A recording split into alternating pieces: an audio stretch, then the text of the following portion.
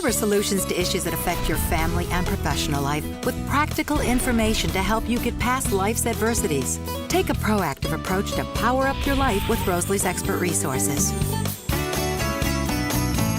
A car crash happens nearly every 5 seconds, and it's the leading cause of death for young people ages 15 to 20. And 80% of those collisions are caused by distractions like texting and driving. A solution to this problem is a new device that disables incoming calls and texts when the car is in motion, and even allows parents to monitor the safety of their teens driving right from their smartphone. Joining us this morning is Jeff Payne, founder and CEO of Driver's Edge, who has teamed up with Straight Talk Wireless to save lives. Good morning, Jeff. Hey, good morning. Thank you so much for having me on. Jeff, what are the most important tips you can offer teen drivers on the road? It's not just teens that are distracted behind the wheel, it's all of us. Parents actually admit to texting even more so than teens. And 80% of teens admit that it's their parents that are their biggest influence on their driving behavior. So the most important thing any parent can do is just to realize that from the time your child's in the car seat to the time they're in the driver's seat, they are watching everything you do behind the wheel. They are watching and learning from you and your actions. So you need to be a good role model to them when you're out there on the roads. So we can't just blame it on the teens when their parents, who are the role models, are driving and talking on the phone. No, we can't just blame it on teens. We can blame it on everyone. You know, everyone needs to be more aware when we're out there on the highways, and everyone needs to pay more attention.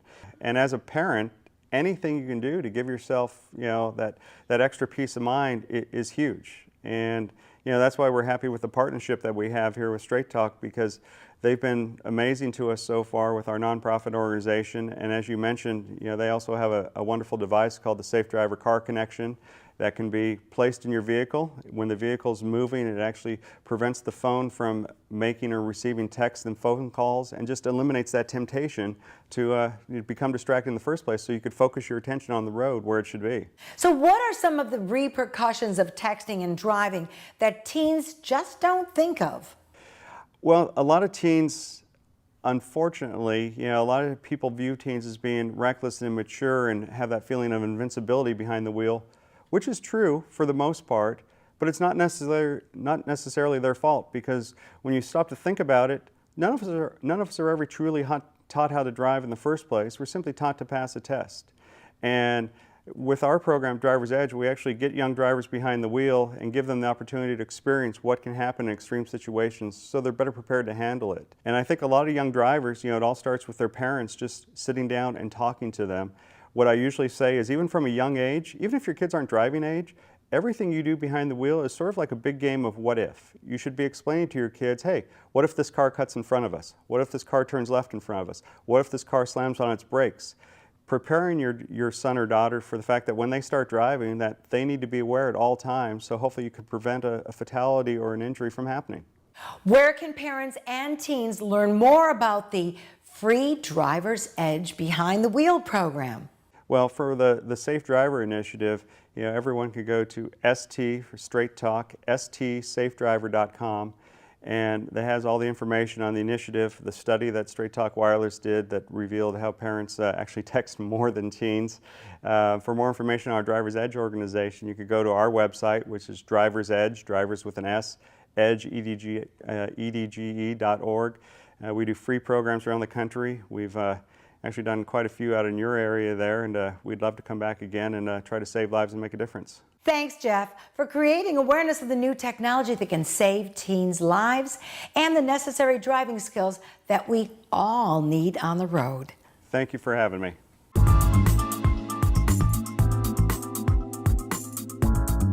An estimated 1 in 13 children in the U.S. lives with a food allergy that puts them at risk for a life-threatening allergic reaction called anaphylaxis.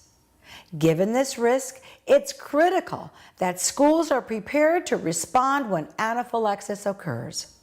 Joining us this morning is Dr. Ruchi Gupta, pediatrician and food allergy expert, to discuss the importance of anaphylaxis preparedness at school. Good morning, Dr. Gupta. Good morning. Doctor, please define what is anaphylaxis and how do we recognize it? Yeah, so anaphylaxis is a severe, potentially life-threatening reaction that can involve multiple organ systems. So the skin with hives, the mouth, the tingling, the tightening, the respiratory system, trouble breathing, cardiovascular system, the dizziness and potentially fainting, GI, vomiting. So it can impact multiple systems, and it can occur suddenly and be very severe. And the triggers for anaphylaxis are things like food allergies. So as you said, food allergies have been increasing in this country and currently are estimated at 1 in 13 children. So with so many children with food allergies and so much of their time spent in schools, we need to make sure schools are prepared to deal with anaphylaxis. So where do schools begin? Yeah, so the most important thing is for schools to have stock epinephrine in case of an anaphylactic emergency, because right now EpiPens are the first-line treatment if anaphylaxis were to occur. So the program that I want to talk to you about, Mylan, that I'm working with Mylan on, EpiPen for Schools program, is giving schools 4 free EpiPen auto-injectors, along with a training video for school staff, nurses, to learn more about what anaphylaxis is and how and when to give epinephrine, and a holder for those epinephrine auto-injectors.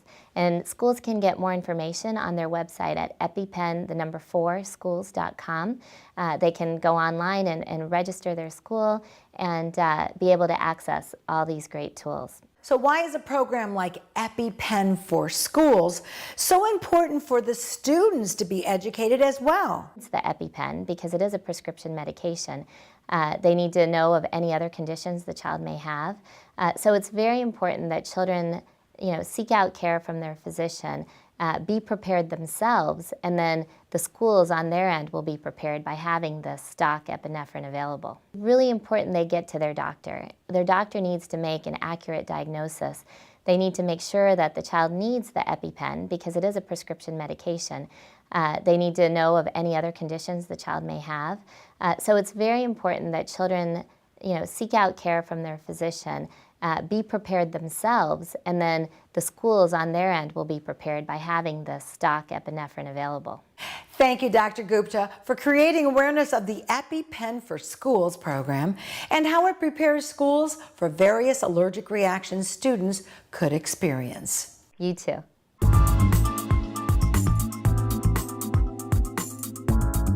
A recent consumer survey reports 95% of epilepsy patients and caregivers believe the public is unaware of how many people are affected by epilepsy. In fact, 89% of patients and caregivers believe there is a stigma associated with epilepsy. Joining us this morning is Dr. James Wheelis, Professor and Chief of Pediatric Neurology at the University of Tennessee Health Science Center, and Joel Wilcox, a 14-year-old boy with epilepsy, and his dog Flame. Joel and Flame are the inspiration behind the new Medikids comic book to raise awareness and educate children about the disease. Good morning to the both of you. Good morning. So, doctor, how prevalent is epilepsy and why is this condition so misunderstood? Yeah, epilepsy is a very common problem. Estimates are that it affects between 2 and 3 million Americans. And just to illustrate this point, if you know 30 people or if you have 30 people in your family, 1 in 30 in their lifetime will develop epilepsy. So it's a common problem, but unfortunately there's a lot of misconceptions and misinformation about it out there. And because of that, there's a lot of stigma attached to this disease. So what kind of myths and misconceptions are there? So they run the gamut, all the way from things like, during a seizure you can swallow your tongue, or, this is something that, your children can catch from playing with a child that has epilepsy. So just a lot of bad information out there.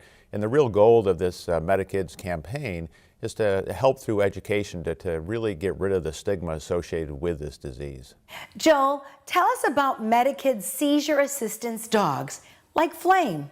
Well, Flame, when I'm having a seizure, she barks to tell parents, and anybody who's around so they can get me somewhere safe. How will MetaKids comic book help increase awareness about epilepsy to young and old?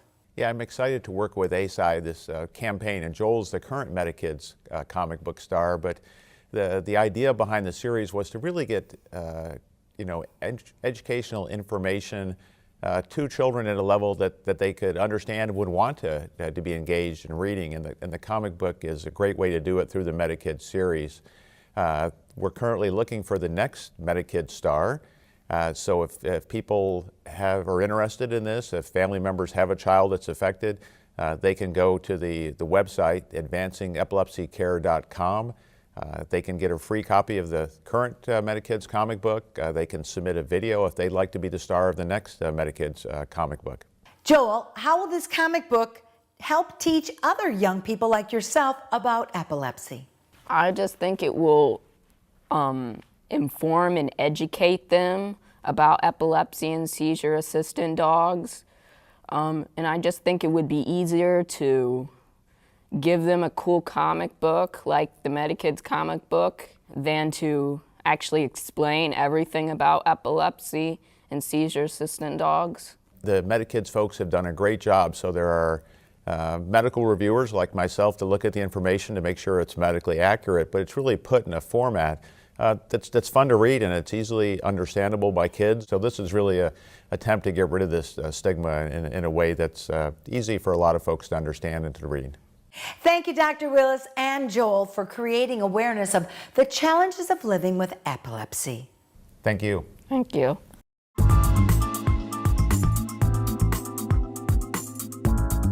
Living with MS can be overwhelming. Just ask the 400,000 people in the U.S. who suffer from this chronic, often disabling condition of the central nervous system. Every day is a struggle to manage the challenges of life, like scheduling regular doctor's visits and remembering when to take your medication. This leaves little time for a person with MS to focus on the positives of life. Joining us this morning is Gretchen Rubin, the author of The Happiness Project, and Megan Weigel, a nurse practitioner and MS specialist at Baptist Neurology in Jacksonville Beach, Florida. Good morning, ladies. Good morning. Good morning, Rosalie. Gretchen, tell us about the Happiness Project and how you get involved with MS Blueprint. Well, I wrote a book, The Happiness Project, which was about a year I spent trying to figure out what I should do to be happier and then testing it to see if it actually works. And what I found was that just making concrete, manageable changes as part of my everyday routine, just as part of my ordinary life, really had a surprisingly profound effect on my happiness. I didn't have to do extraordinary things. I could just make these little changes in my everyday life to really make a difference. And so I was thrilled to find out that my approach was really resonating with members of the multiple sclerosis community and other people living with chronic conditions who really, as you said, struggle with the challenges of finding daily happiness. And so I partnered with Biogen and MS advocacy groups like Megan's to come up with an online tool that would make something like this available for the MS community. And it's this really easy to use website, msblueprint.com, where you can go through and from a whole array of choices, choose the key things for you, the things that you know are really going to make you happier, because we're all different. And so you can really try to bring them into your everyday life, and so that you are going to get that greater feeling of happiness and well-being that come from making time for the things that really matter to you as part of your ordinary day. Megan, I know that there are triggers that affect MS, like Florida's hot weather. So what's the best overall wellness approach for living with MS? Well, the best overall approach, of course, is to work with a healthcare provider to create a treatment plan that works to modify your disease and treat your symptoms. But above and beyond that, we focus on wellness, and that's a big part of the mission of the International Organization of MS Nurses. And that's where the blueprint, the MS Blueprint, comes in really handy as a perfect tool to help people create an individualized treatment plan for themselves. MS is different for everyone. Happiness is different for everyone. And so the MS Blueprint has different categories where people can pick and choose what would help them to feel the best each day so that they're not defined by their disease. And certainly living in Florida, staying cool and staying well hydrated in our humidity and heat is very important and can make one happy. But other things like lighting a scented candle or joining an online group or creating a book club can also be really helpful for people living with multiple sclerosis. Gretchen, why is the MS Blueprint an important new tool for the MS community? This approach where you just think about your everyday life and what's well within your reach, not struggling to do some giant quest, but just, the ordinary things. And MS can be very unpredictable and your level of activity may vary. And so I talk about, just finding that low-hanging fruit, the things that you can do without spending a lot of time, energy, or money that are going to make a difference. And that's very suitable for people with MS because different people are different, but one person's condition can be different from one time to another. You can create one blueprint, and then if it's not working for you, you can create a new one. You can focus on different things. Maybe you want to focus on relaxation. Maybe you want to focus on socializing. Whatever element you feel like you want to bring more into the forefront of your life. And so I think that this approach of just being very concrete, very practical, thinking of really specific activities that are well suited to you, really can help people, move the needle when it comes to that feeling of happiness and well-being that's so central to our experience of our life. Megan, as a nurse practitioner, how do you encourage and direct your patients with MS who come in to see you? Well, one of the most important things about a disease like multiple sclerosis is getting information from the right sources. So I always direct them to reputable sources for medical information and for connecting with other people. What's great about the MS Blueprint is one of the themes is to connect with your community. And so there's a lot of isolation that goes around a chronic illness. People may not want to share with others, and using something like the MS Blueprint can encourage them to decrease their isolation, which increases wellness and happiness. And that's a big part of what I do. I try to connect people with support groups, with exercise groups in their areas, and all of that increases happiness and wellness, all things that they can make as goals on their MS Blueprint. So where can our viewers find more information on the MS Blueprint? Very easy. They can find it at msblueprint.com. It is your go-to website for creating your plan, sharing your plan with others, and even making suggestions to other people that work for you. Thank you, ladies, for joining us this morning and for your commitment to helping those with MS live a happier and more enjoyable life. Thank you, Thank Rosalie. you.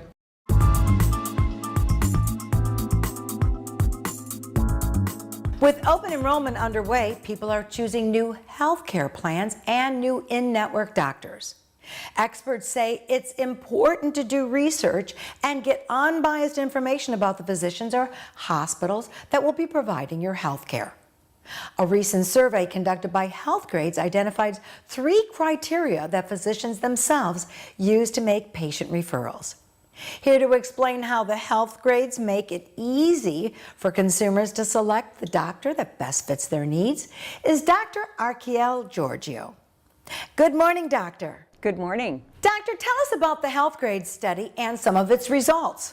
Well, the Healthgrades study really was a study of physicians to really figure out how it is, what criteria physicians use to refer patients to other doctors. And what those doctors said back to us was that they used 3 criteria. One is, what is the experience of the physician in treating conditions just like the patient has that would be referred to them?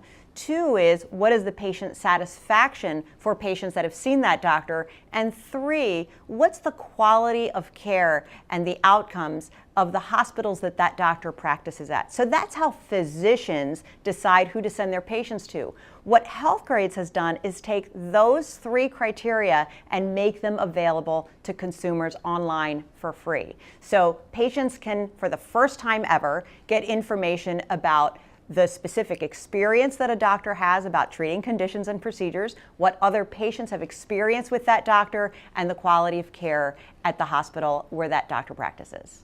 So what are some of the findings for the state of Florida?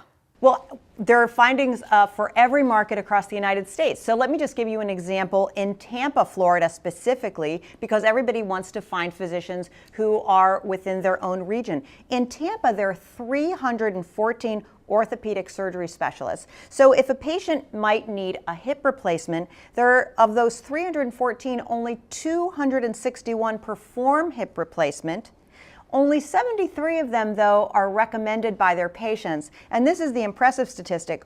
Only 4 of those orthopedic surgeons practice at the highest quality hospital that has the best outcomes for total hip replacement, for example, like a Florida hospital, Carrollwood.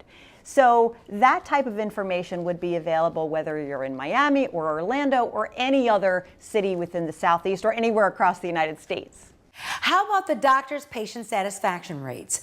What factors do patients need to keep in mind when they evaluate a doctor, their office, and their communication skills? Well, I think patients really need to keep in mind that they need to be a partner with their physician. And so they should access the patient satisfaction information on the HealthGrade site to really look at what other patients have said about how well does the doctor communicate, how well does their office staff communicate, how long do they have to wait to get an appointment. And so if you're deciding on a primary care physician, patient satisfaction might be the most important factor to you. But if you think you're going to need surgery, maybe it's really the experience of the doctor and the quality of the hospital that's more important to you. I think the point here is that patients need to find the right doctor for them for what they're dealing with. So, Doctor, where can our viewers find more information about HealthGrades? People can go to healthgrades.com, and all of that information is available for free online. Thank you, Dr. Giorgio, for enlightening our viewers to the importance of researching a hospital as well as the doctor before selecting he or she as your healthcare provider. Thank you for having me. Did you know only 38% of eligible Americans voted in the 2010 election? So what happened to the other 62% of voters? Was it the overwhelming amount of information or the lack of personalized content? Well, Microsoft and Bing are addressing both these issues because every voter is unique. Whether it's local or national races, voters all need to stay informed and be confident of their vote. Here to discuss how to find the information you need as a voter is Chris Elchek, CEO and founder of Mike, a news and media company with over 19 million monthly readers. Good morning, Chris. Good morning, Rosalie. Chris, as voters, we all need more information in less time. So how do we accomplish this? Getting the right information in front of the right people is something we're very focused on, and that's why we've partnered with Microsoft to help get the information both about the upcoming races, the candidates, the issues, how to register to vote, and where to vote, all to the users at the right time. How about the younger people that are starting to identify themselves as voters? Millennials, we define them as the 18 to 34-year-olds who are increasingly playing a larger and larger role in each election, although they're not turning out to midterm elections at quite as high rates as they're turning out to presidential elections. They're becoming by 2020, they're going to be over a third of all eligible voters. And so what we've found so far when talking to millennials is that they're actually not registering with parties at as high rate as previous generations, but they're much more aligning around the issues that they care about.